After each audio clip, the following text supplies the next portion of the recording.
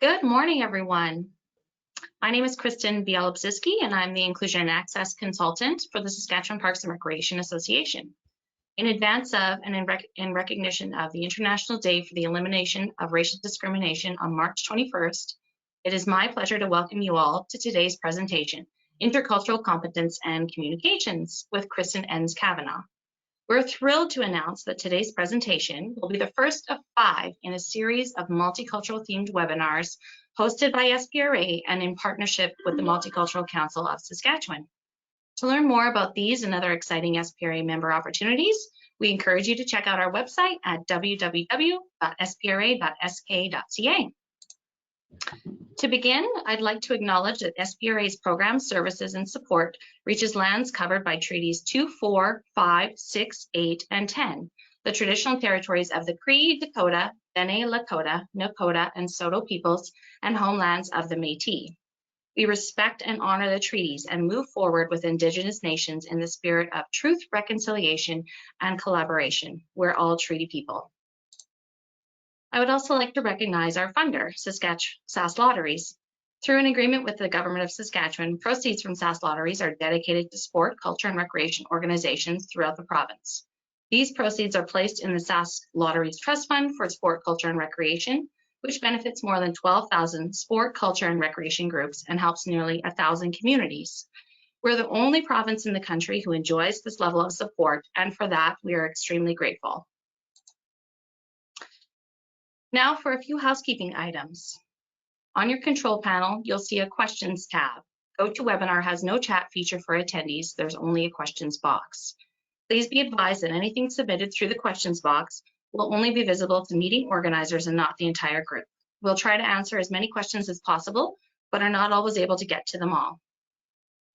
And just to note, you're listening in using your computer speaker system by default. If you'd prefer to join over the phone, please select telephone in the audio pane and the dial-in information will be displayed. While you're on the webinar, you will be on mute, whether you're using a computer or your phone. We will not be using the raise hand feature, and today's webinar will be recorded. So, without further ado, I'm pleased to welcome and introduce our facilitator for this morning, Kristin Enns-Kavanagh. Kristin was born and raised in Saskatoon. She received a Bachelor with Honors in Anthropology, Archaeology, and Women's and Gender Studies in 1997, and a Master's in Anthropology and Archaeology from the University of Saskatchewan in 2002. Her early career as a field archaeologist gifted her with a deep-rooted sense of connection to Saskatchewan's varied landscape. It also gave her the chance to study a wide range of the province's history. Her career has evolved to include some community engagement, facilitation, and nonprofit governance. In 2015, she became the Executive Director for the Saskatchewan History and Folklore Society. As part of her role there, Kristin has trained with the Multicultural Council of Saskatchewan to earn a certificate in intercultural and anti-racism facilitation, learning skills to facilitate workshops for organizations and communities as they strive to build a thriving and inclusive Saskatchewan. Kristin is a strong advocate for community-driven processes to share and explore the past and what it means for contemporary people. She believes in building connections between people to collaboratively create shared histories that reflect the diversity of Saskatchewan experiences. She believes storytelling, including the sharing of personal stories, is a powerful way to support one another, create a sense of belonging, and promote justice in communities. Welcome, Kristin. Yeah, thank you so much. It's always wonderful to meet another Kristin. So right on, thank you. Thank you so much. Welcome everybody, welcome to this session. As mentioned, my name is Kristin Enns-Kavanagh. I'll show my screen in just a second, but first I'll just do a quick introduction to myself. As mentioned before, I've been training with Multicultural Council to do intercultural facilitation work since 2017. In my other life, I am the Executive Director of the Saskatchewan History and Folklore Society, where I learned a lot about culture and history, and really excited to kind of integrate that into my learnings here as well. My background from my family side is my dad was born in Prince Albert, and his family came from, they were actually fisher folk on the northeast coast of Scotland, and also other folks came from Ireland and Denmark as well. On my mom's side, her family farmed near Silton, which is near Regina, and they came from sort of what's now the Ukraine via Germany. Still not 100% sure where they came from in Germany before that, but still working on that part. So that's a little bit about me and myself. So I'm going to share my screen now, and we will get started with our presentation. Can everybody see that? I think so. Okay. Yes.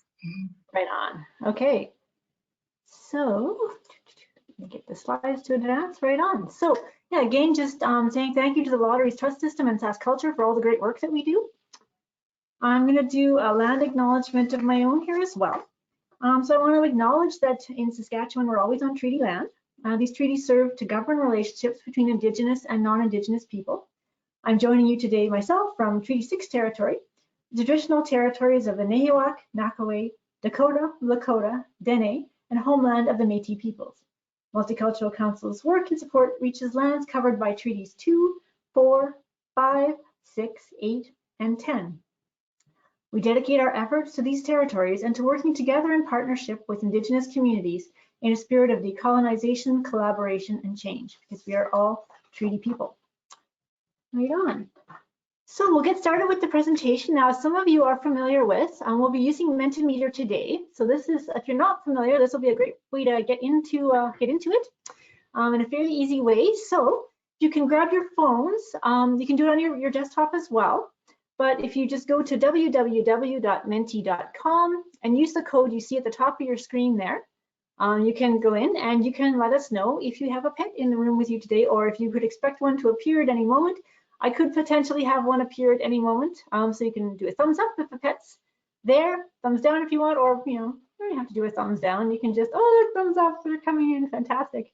Right on. And so this, we'll do some other Mentimeter things as well later in the session. So this will just keep your screen up and you'll keep being directed to where you need to be. So, okay, I'm seeing a few folks giving me some thumbs up. Yeah, we've got, we got lots of pets. Lots of pets. Kristin, Nice little, yes. Can you have it in presenters mode, your Mentimeter, so it can show up? Oh, okay. Is it not showing up on? I got it. Thank you. No, you have it. Okay, super. Right on. Okay, so yeah, this is a great way to just kind of don't have too much time for introductions because it's a short session. We got a lot to cover. But yeah, we get to know each other a little bit. So we definitely have a lot of pets in the room. So right on. Thanks for that. And keep your Mentimeter handy because we'll need it in a minute.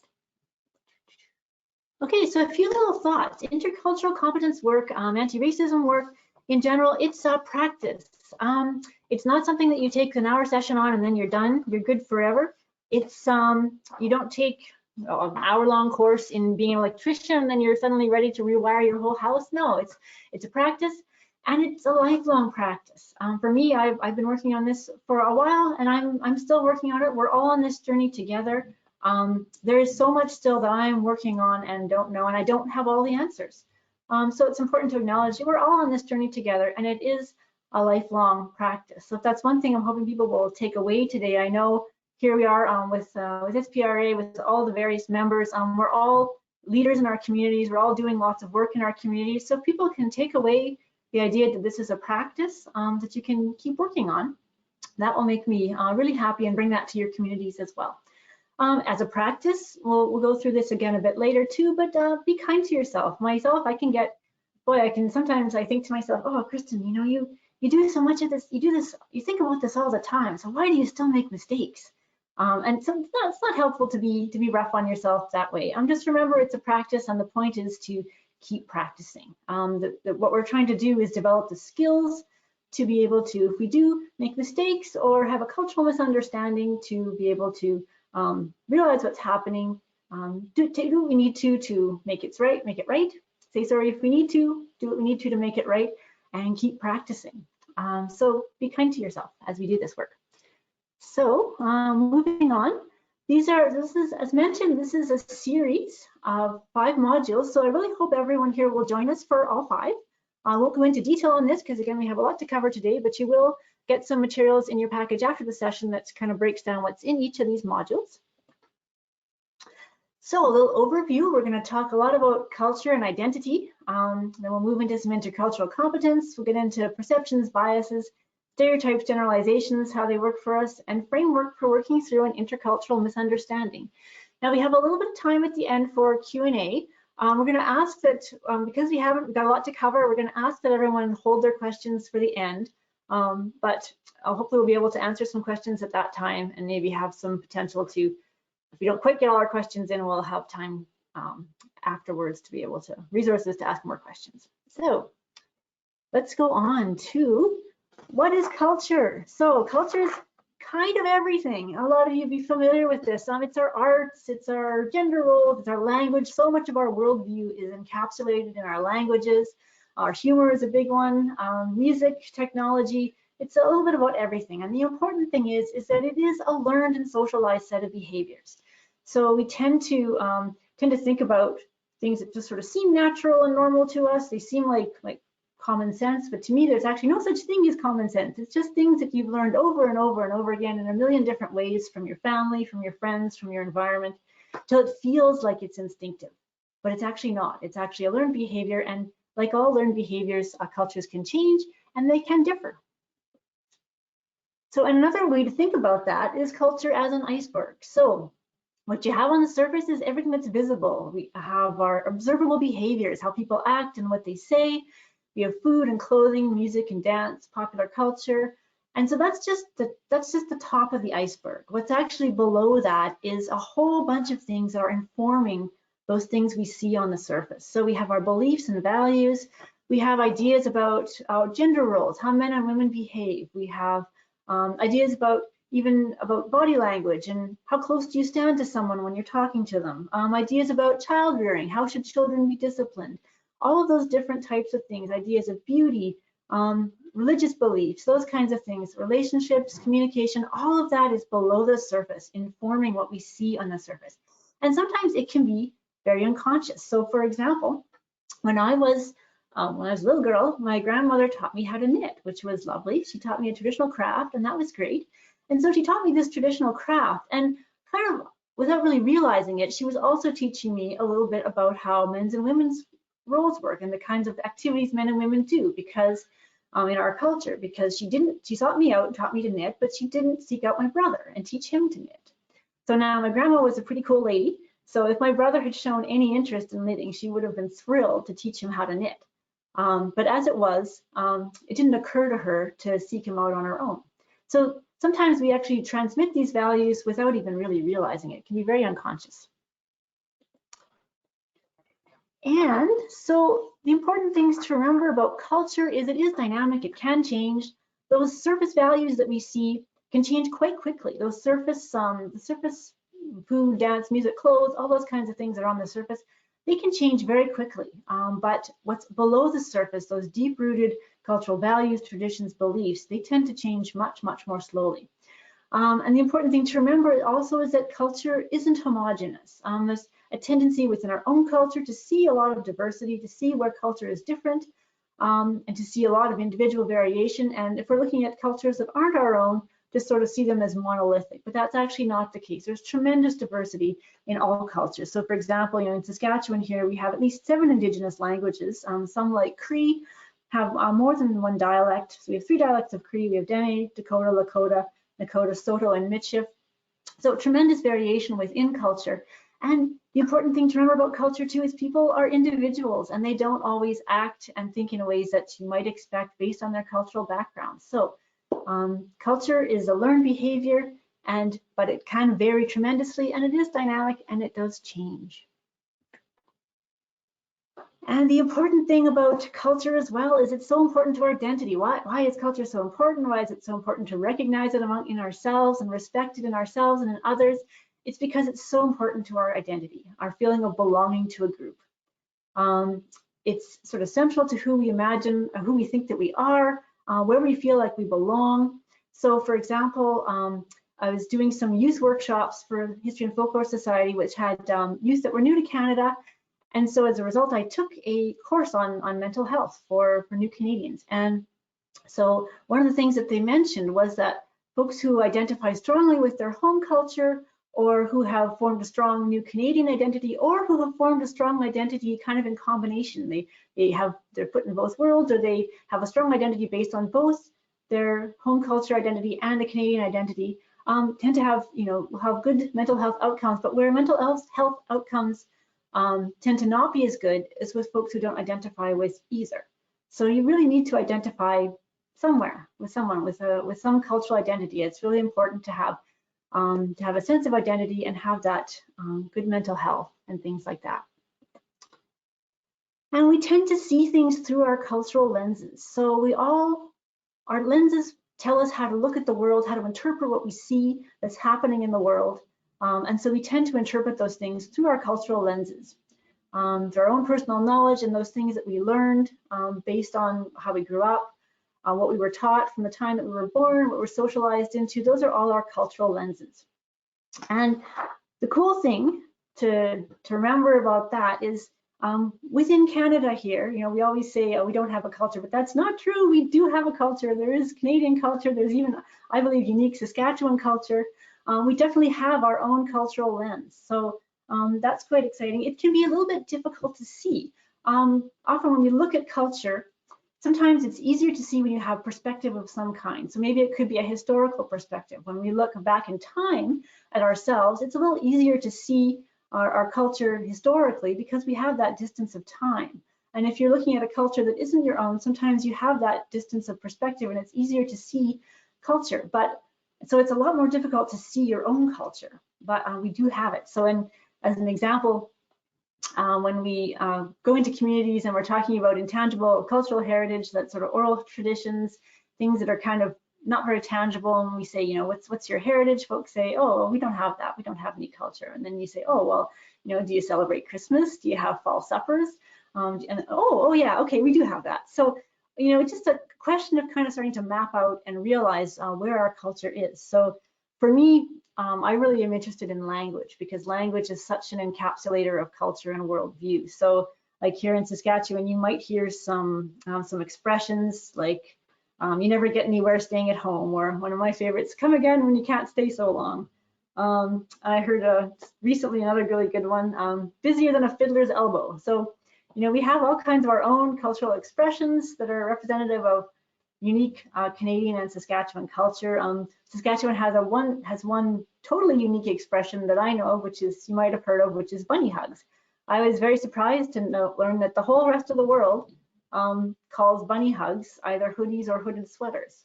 They only use the word bunny hug in Saskatchewan, and no one really knows why. So, so we have our own cultural lenses. We have a distinct culture here in Canada as well, like anyone else, and that's the lens through which we view the world. So let's start to look at intercultural competence.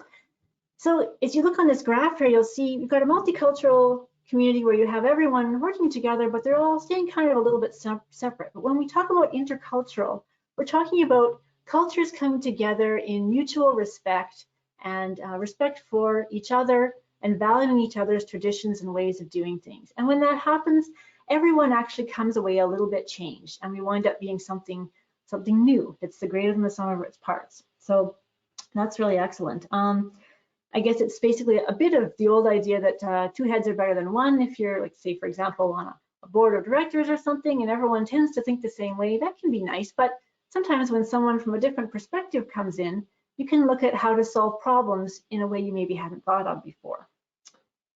So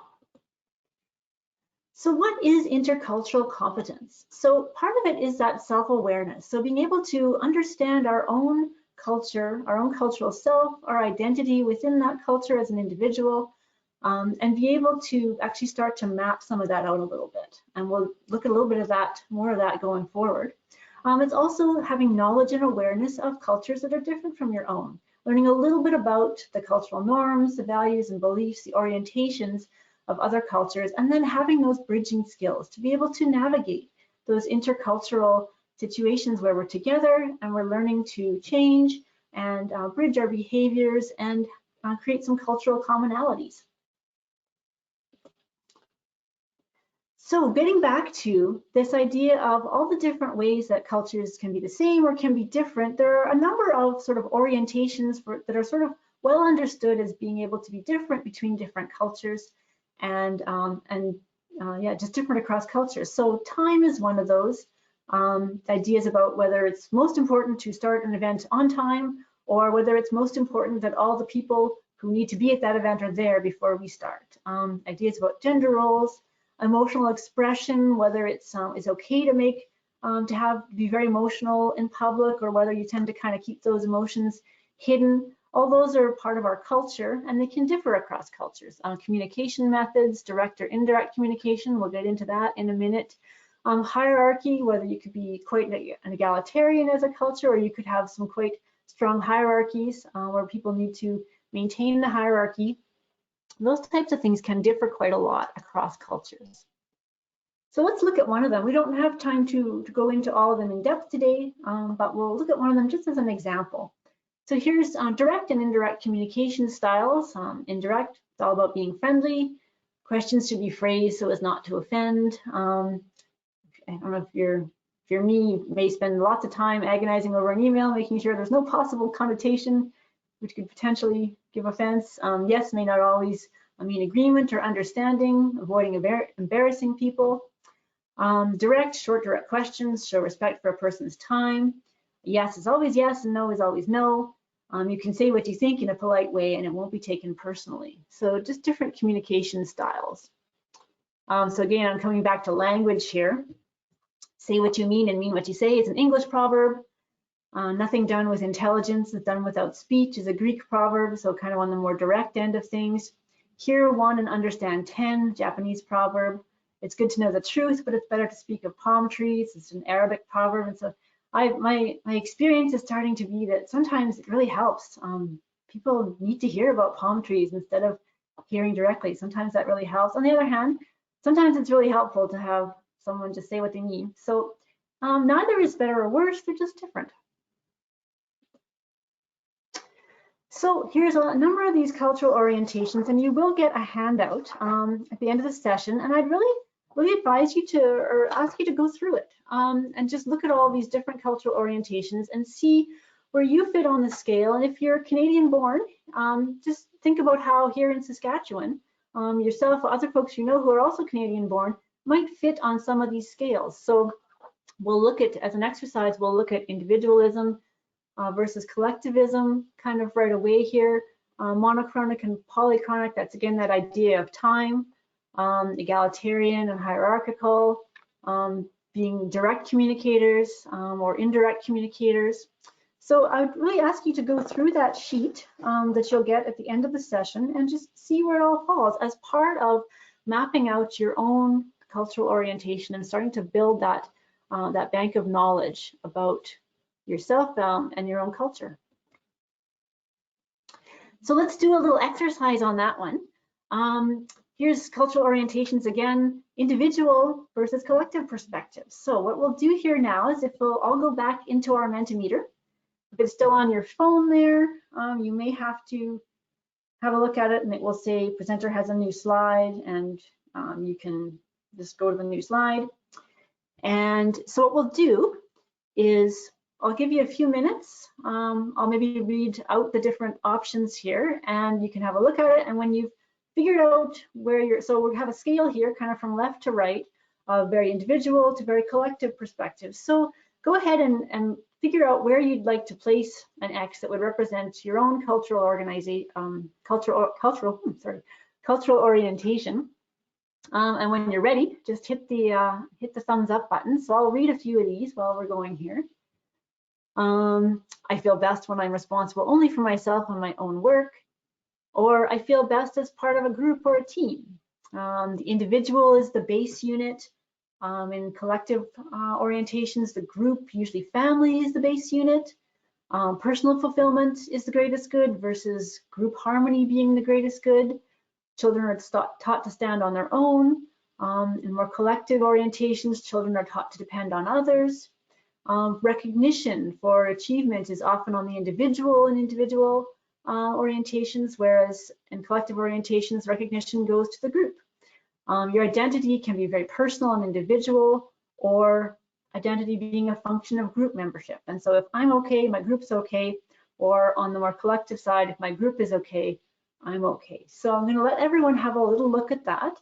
And when you figure you know where you want to place your X, we'll move to the next slide and we'll try it in Mentimeter and see where we all fall. So I'm just going to give it a couple more minutes here so we can all be sure. I think my screen is telling, oh, I think everyone has seen it. Good. Right on. Getting lots of thumbs up. And I think pretty soon we will all have had a chance. Just give it one more second. Okay, I think most of us have had a chance. Oh, one more, right on.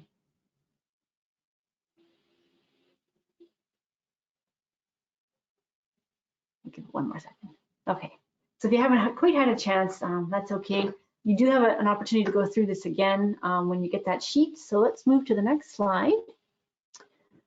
Okay, and so in your Mentimeter, you can take your scale there and put yourself down where you figure you go. Right on, I got some coming in already.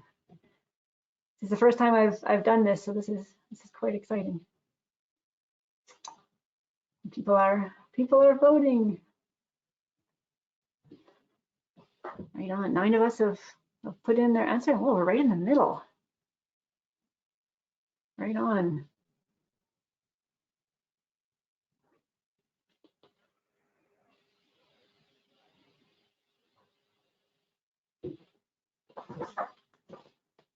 We'll just give a couple more seconds to complete our voting. I think most of us have got it. Right, whoa, so we are right in the middle. Okay, right on. Good work. Yeah, everyone's had a quick look through that and had a sense of where it was. So as you can see, my assumption sometimes would be like North Americans fairly individual, but again, everyone's different, everyone's individuals. So here we are, you know, we're right in the middle here. So right on. Okay, so we're gonna move on, and now we're gonna start thinking a little bit about how our culture can result in certain ideas. So going back to the idea of seeing everything through our own cultural lens, let's look at how some of our perceptions work when we start talking about intercultural competence. And we're going to have a quick look at this video, and then we'll ask a few questions about it. So hang on to your Mentimeter.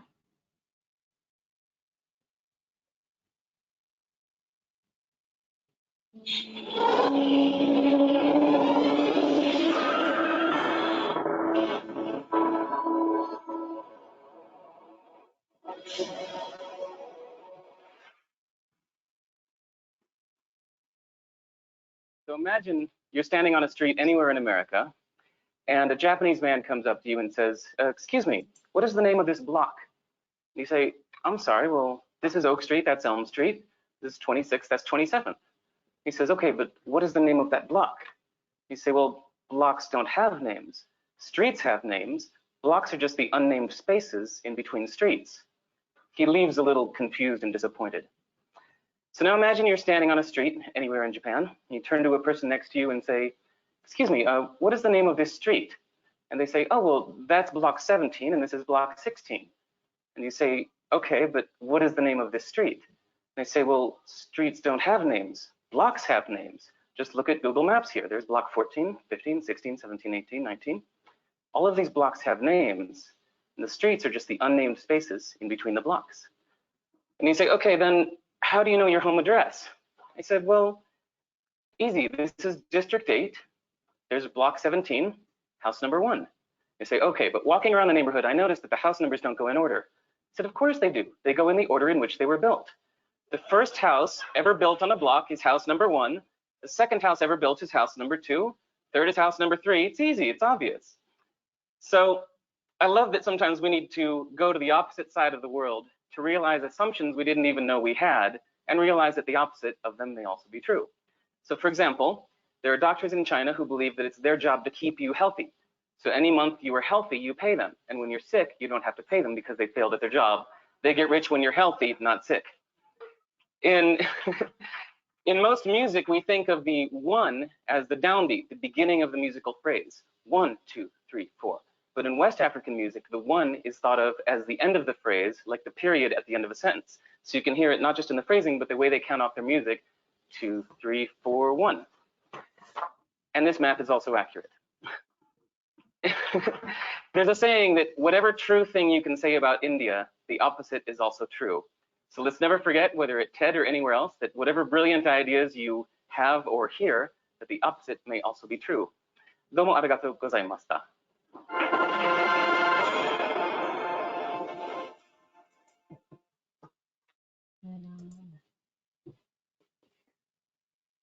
Awesome. Okay, so now we're back in Mentimeter, and go ahead and just give us some feedback on that. What was your first reaction to the Japanese city identification system, the house numbers? Go ahead, don't overthink it, just tell us what your first reaction was.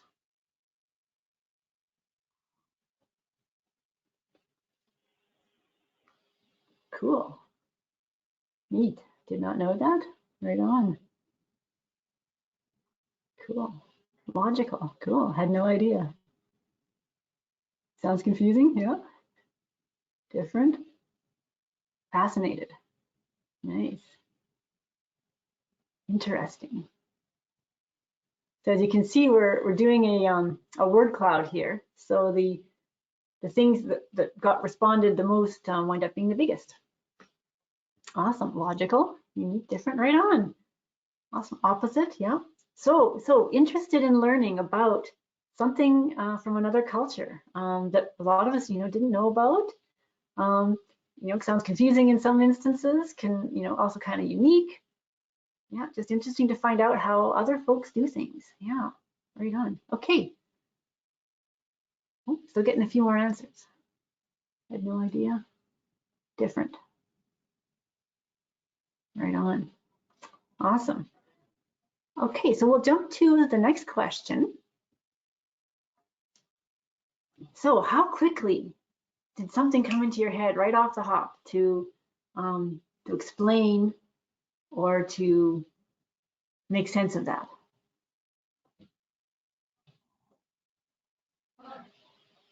You can go ahead and be honest. There's no shame in jumping to judgment. It's something we naturally all do. It's one of the things we want to talk about here today. So go ahead on your Menti and just, okay, right on. So right on. A few of us were pretty quick. A few of us were very quick. A bunch of us did not jump to judgment at all. Right on. Very good.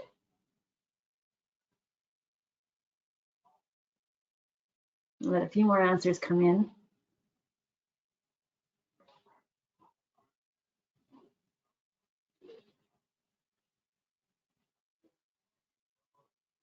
Cool. Again, this is my first time using Mentimeter as well, so I'm just kind of fascinated as these answers come in. Okay, I think that's most of us. Right on. So we had a few of us who didn't jump to judgment right off. That's awesome. And then some of us, we did it pretty quickly or very quickly, very natural. So right on. Thank you for that. So let's another question here. So did any of this raise some ideas about assumptions you might have based on your own cultural lens? So just to kind of give an example, when I first saw this, and I'm trying to cast my mind back to the first time I saw this video, I had quick reactions right off the bat. Oh, that's confusing. How are you gonna find out where you're supposed to go? And then I thought, oh, that's interesting, because if you have to talk to somebody to figure out to know if it's not a grid system in order, you have to talk to somebody to be able to figure out how to get around if you're not from that place. So there's kind of some relationships there that need to form. That it would be the same. Okay, I had the assumption that it would be the same. Right on. Yeah. When I first saw this, I assumed all addresses were organized in a universal way for the sake of the postal system. Right on. Yes, right on. So yeah, we're assuming that it would be the same as what we're used to here. Yeah, communities are not all designed, developed the same way. That can be very surprising. It would be difficult for new neighborhoods in North America where blocks go up all at once. Yeah, aren't always following the same path. Yeah.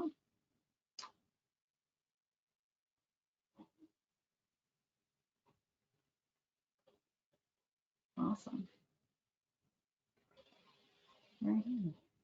A place to research before visiting? Yeah, for sure. Yeah. So many things, even the way our cities are arranged, our streets are named or unnamed, affect our understanding about the world without us realizing so. Yeah, yeah, the very basic things of how you just navigate in the space, the physical space. Yeah, is part of our understanding of the world, absolutely. Yeah, I just assume we all use street, avenue names, etc. Yeah, clearly not all communities designed the same way. Exactly. Exactly. And I like to comment about research too, just because it's, you know, the more you know. What great question. What happens when the first house is replaced with a new house? I don't know. Maybe that's something one of us can look up. Right on. So yeah, so it invokes you know, surprise that it's different, also curiosity, and also yeah, real understanding that even, you know, the material world that we live in, our built environment, reflects our culture, and we don't always realize it.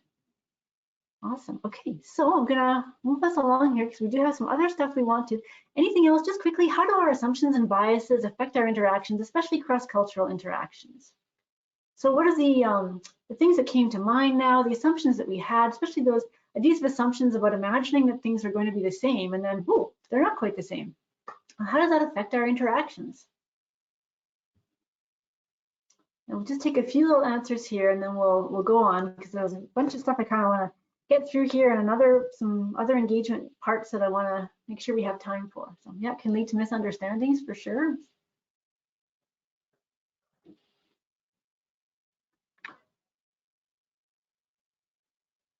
It can lead to confusion, like we saw in the video there, right? When the Japanese man asks the question, and then, you know, they say, oh no, this is the street names, and he leaves kind of confused, right?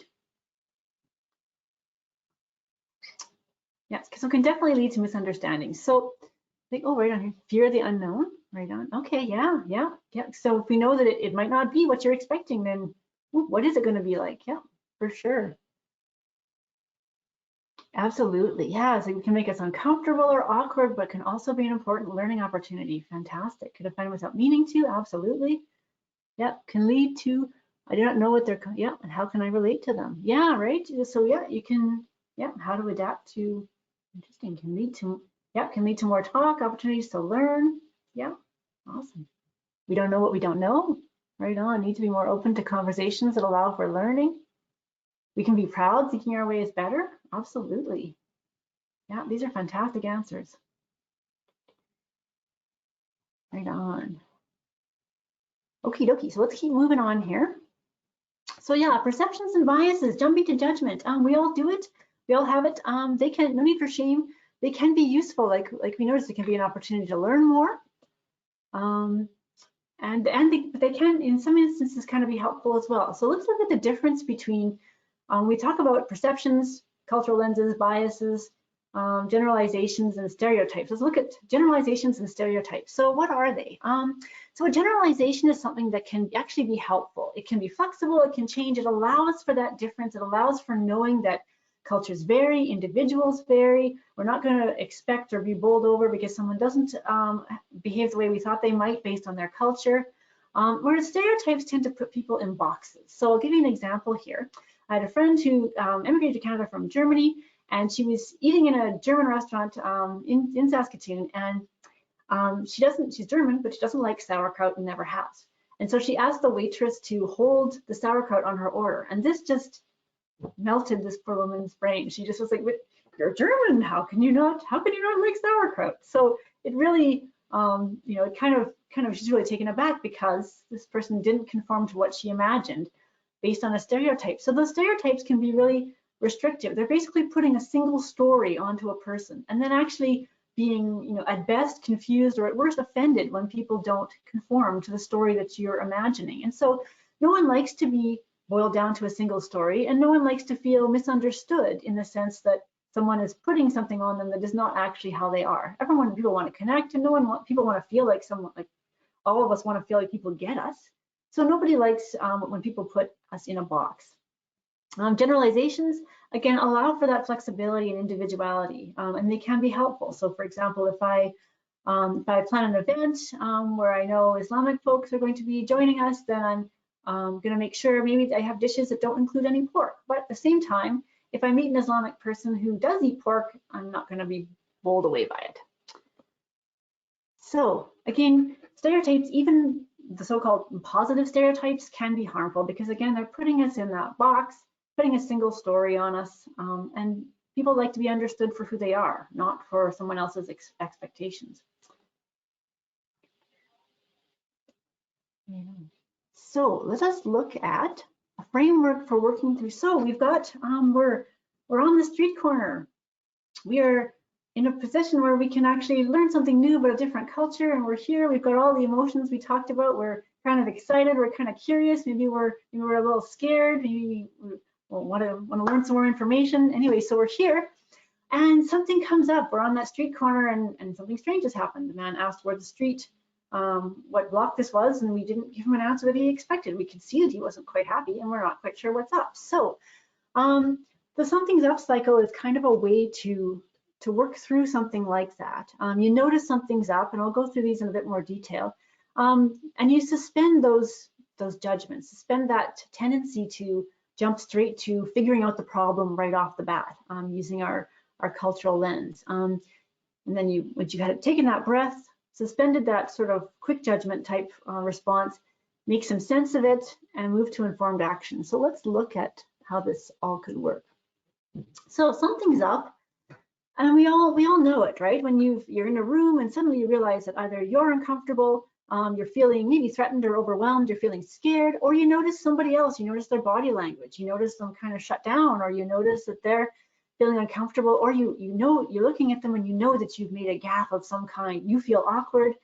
It can go both ways, so you realize that something is up, feelings are happening. And so at this point, the focus is just to notice those feelings. You might feel really uncomfortable. You might even, sometimes if you feel scared, you might feel like I've sometimes felt, sometimes you might feel like packing up your toys and going home. That's kind of, how you could feel. But you just notice those feelings, but we don't try to make sense of it or solve it at this stage. We just notice it. So you just take a breath and notice what the feelings are without judgment and without trying to solve anything just yet. So don't judge it in yourself, just notice without trying to do anything yet. So we suspend that judgment. So again, judgment is kind of, it's a natural response. It's something that's a little bit hardwired. Way back in the day, if you're walking in the forest and you hear a rustle in the bushes, you need to know right off the bat whether that is your friend who's going to come and meet you or whether it's a saber-toothed tiger that's going to come out and eat you. You need to jump to a quick decision right off the bat. So that is a natural response. But for this cycle, what we want to do is, as part of our practice pausing, turning off the quick judgment response, and kind of taking a breath and thinking through what's happening a little bit. So judgment is a natural response. No need to feel shame. It comes out of our cultural lenses, our biases, our perceptions, all of those things. But we want to pause on that and just take a breath. So maybe it's kind of if any of you are yoga practitioners, is taking that breath and that pause. Just take a deep breath and suspend the judgment. And then you can kind of make sense.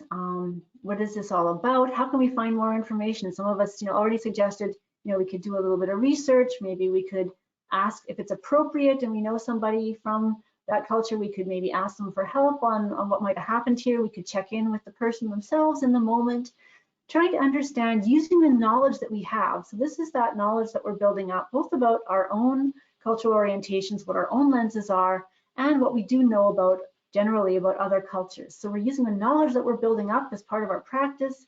We're trying to make sense of it. And intent and impact, it's important to remember, are not the same. We can definitely, as was mentioned before, you can cause misunderstanding without intending it at all. But it's the impacts that are important. So if someone's feeling uncomfortable, then that's important to do something about that, regardless of what our intention was. But assume good intentions.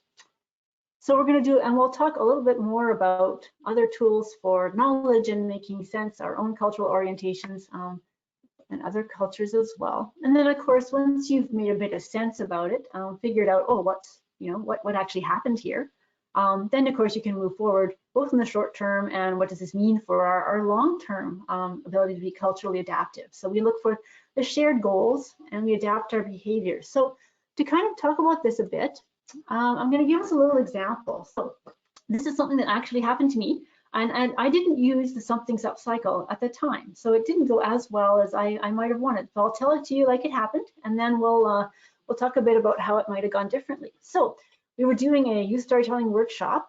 We had a number of youths new to Canada and a couple of parents, and with myself, another facilitator, and a guest facilitator who was doing some drama exercises.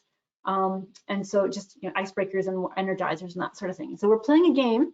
It's called, some of you might have heard of it, it's called Zip Zap Zop. You all stand in a circle and someone yells zip, points across the circle. The next person they point to yells zap, points to somebody else. Next person yells zop, points to somebody else. And you just get zip Zap Zop going as fast as you can around the circle. And it's an energizer game. So we're doing this, and I noticed that one of the parents, whenever the word zip comes to him, he freezes. And of course, if you freeze and you don't pass it on, you're out of the game. So he just freezes and gets out of the game, and he looks kind of upset and sort of, yeah, it's kind of upset. And so I'm going to say what I did in that moment is I didn't suspend my judgment. I kind of jumped to an assumption right at that moment. What was happening is kind of kids are all running around, and I'm feeling a little panicky, and so I didn't take a breath. What I did is I thought, oh, maybe he probably just didn't get the exercise. Maybe it's a language barrier or something like that. And I didn't check in on it. So then the exercise was over, and then after it was over, some of the young people came up to one of the other facilitators and they said, teacher, there's a bad word in that game. And she said, oh, really? What was it? And so that was when we found out that that zip in Arabic is slang for male genitalia. So, obviously we were not very happy, and I really wished I had taken a breath and checked it out or done something different. So, the workshop continued. Our participant, he participated in the rest of the workshop, and he seemed fine. He seemed okay. It seemed to come out okay, but it could have come out better. So let's take what we know about the something's up cycle here, and let's have some ideas about what we can do, what we could have done differently. So here's Kristin. She's noticing that that this person is acting, going out of the game and seems a bit upset. What could Kristin do? Any ideas? Using what we know about the what's up cycle.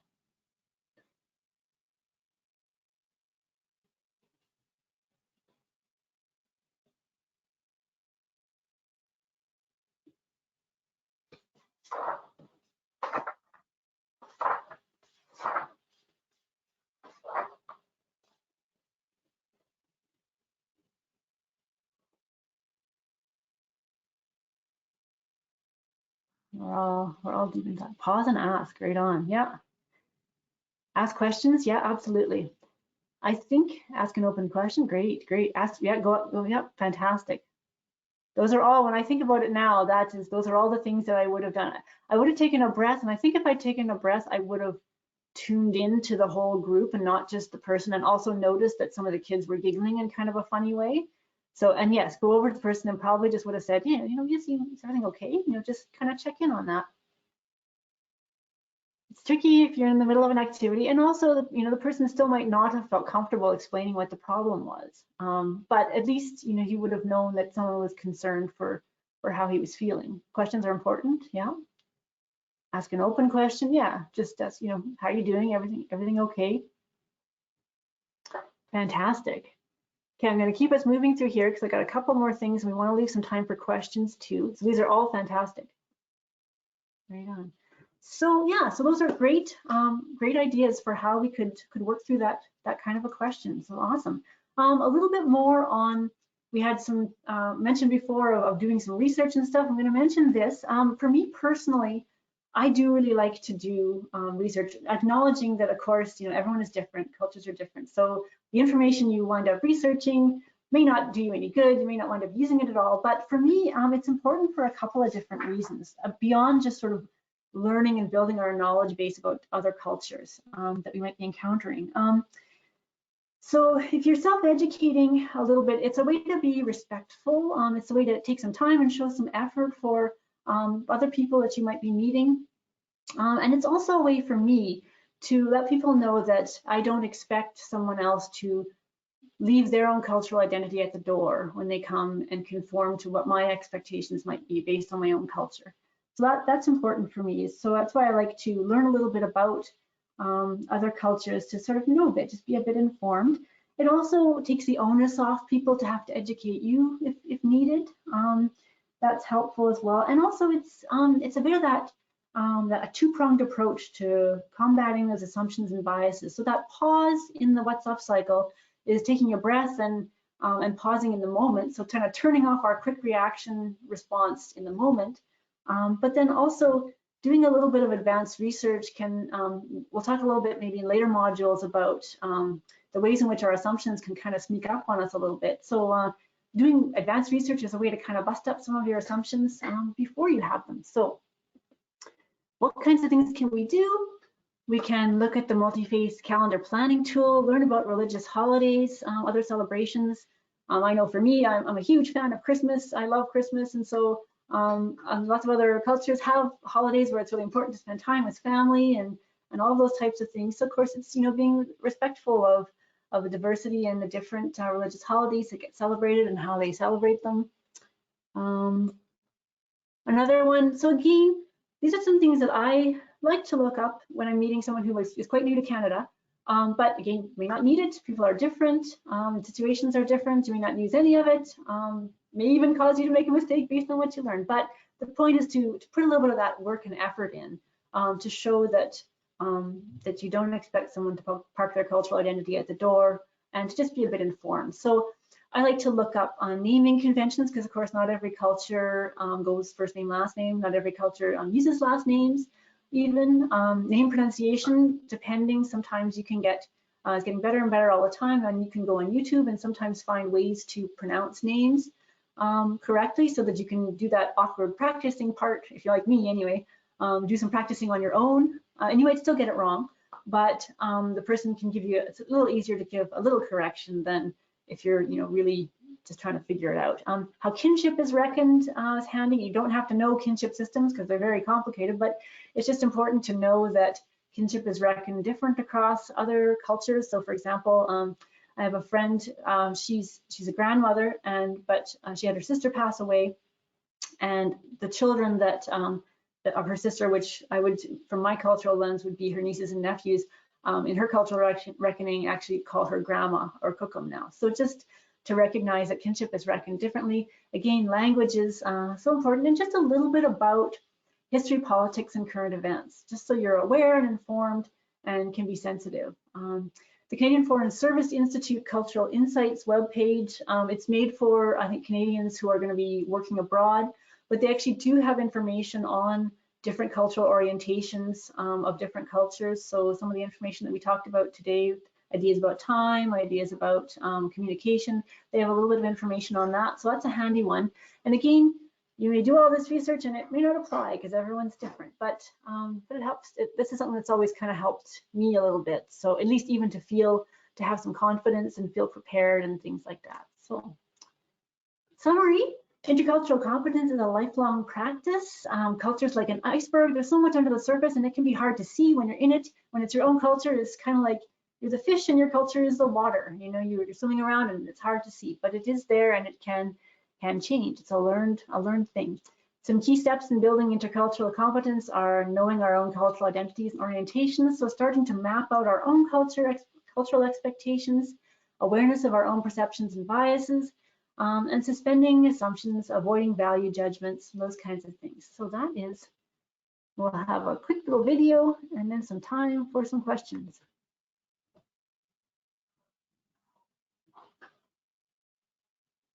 Hi, Kristin. Thanks so much for that presentation. I personally feel like sorry for the background here. Join us when we have a piece, we have a romance. It's a 30-second video. Have an open mind. We have to change a little bit too. Like, we can't expect everybody to be exactly like us. I can learn one thing about someone's culture. I find I'm one step ahead. So it's like more on a give and take relationship, and eventually it develops into friendships. Awesome. So I think that is the end of my portion. Sorry about that. Yeah. And I think I've stopped sharing now. My screen.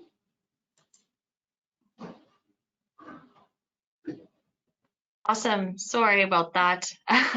Thank you so much for your presentation today, Kristin, and to everyone who was able to join us.